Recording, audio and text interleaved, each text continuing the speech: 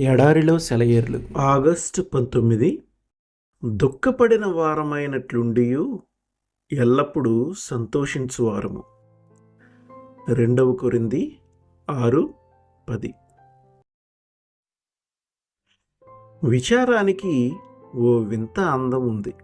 వెన్నెల కాంతి మర్రి చెట్టు ఆకుల్లో గుండా చీకటి నేలపై పడి అక్కడక్కడ వెండి జలతారను వలకబోసినట్టు ఉండే అందం ఇది. విచారం గీతాలాపన చేస్తే అది రాత్రివేళ ఒంటరి కోయిల తీసిన రాగంలా ఉంటుంది.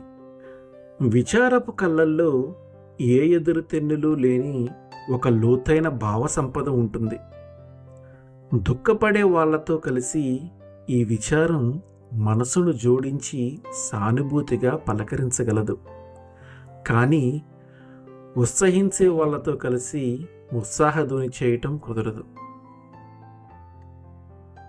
సంతోషం కూడా సొగసైనదే.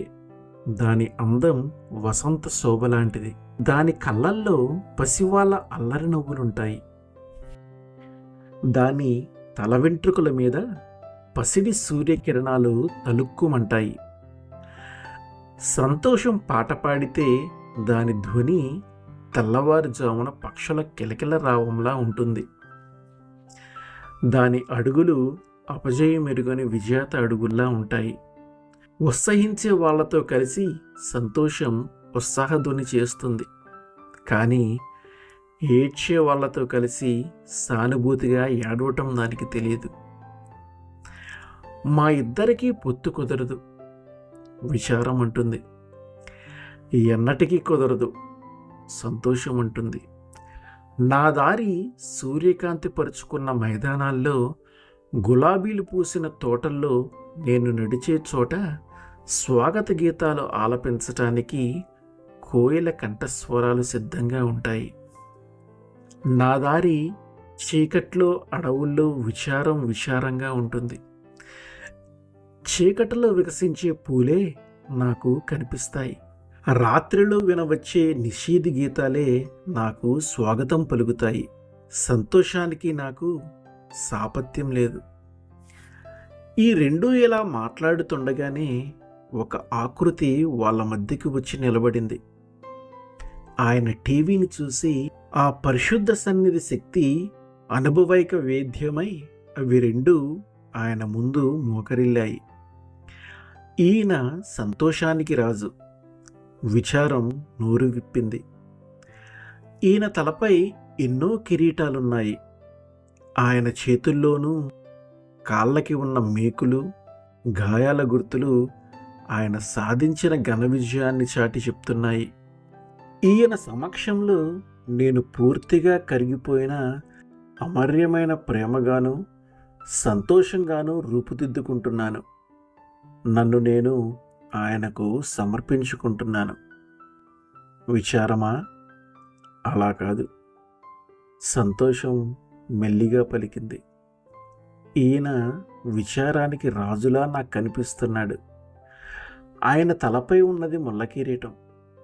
ఆయన చేతులకి కాళ్ళకి ఉన్న గాయపు మచ్చలు ఆయన పడిన కఠోర హింసకి చిహ్నాలు.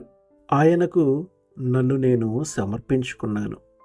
ఎందుకంటే ఆయనతో విచారంలో పాలు పొందగలగటమే నాకు తెలిసిన అన్ని సంతోషాల కంటే మించిన సంతోషం. అయితే ఆయనలో మనమిద్దరం ఒక్కటే. ముక్తకంఠంతో అరిచాయి సంతోషం, విచారం. ఆయన తప్ప మనిద్దరినీ ఏకం చేయగలిగే వారెవరూ లేరు. చేతిలో చెయ్యి వేసుకుని విశాల ప్రపంచంలోకి ఆయన వెంట సాగిపోయాయి అవి రెండు. గాలివానైనా, సూర్యుడు నవ్వే వెలుగైనా, వణికించే చలికాలమైన, పులకింపచేసే వసంతమైన, ఎప్పుడూ సంతోషిస్తూ ఆయన్ను అనుసరిస్తూ. విచారం నీ భుజంపై చెయ్యి వేసి నీ సాహచర్యంలో నీ వెంట నడిచిన నీ చెల్లికాడుగా ఉన్న సంతోషం రోజురోజుకి నీకు దూరమైన అవాంతరమేదో వచ్చినట్టు బెదిరిపోకు. విచారం నీకోసం దేవుని సందేశం. రేపటి రోజున దానికోసం కృతజ్ఞతలు చెబుతావు నీ దేవునికి. రాత్రిని ధరించి వచ్చిన దేవదూతే నీతో ఉన్న విచారం. విశ్వాసంతో నడవాలి తనతో కలిసిమెలిసి. ఆమేన్.